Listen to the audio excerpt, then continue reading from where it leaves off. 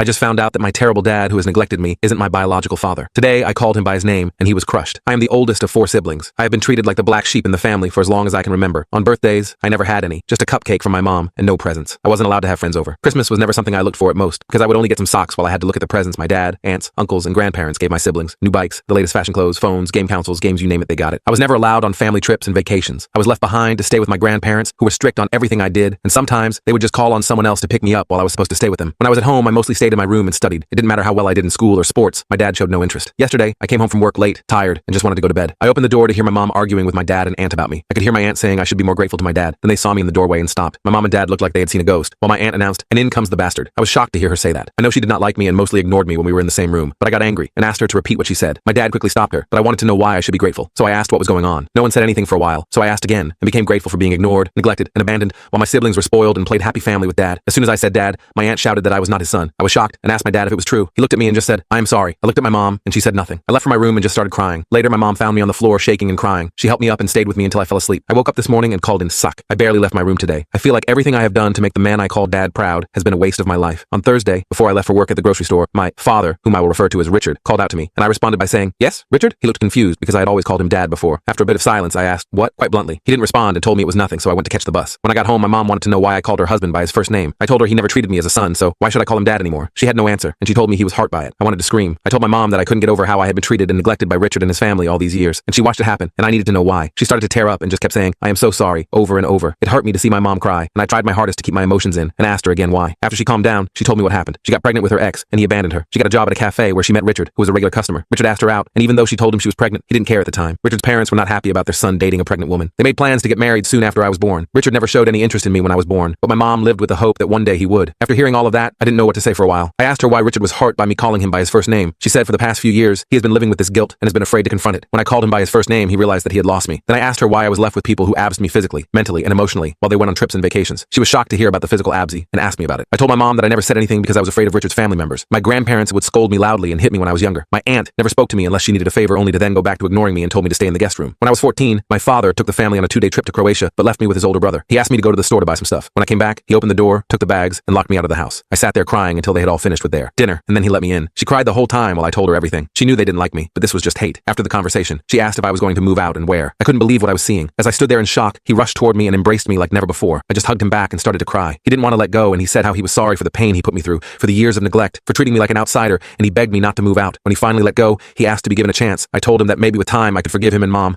but they had to earn it. But I won't forgive his family for the things they had done. He was hurt by it, but accepted it. For now, I am not moving out.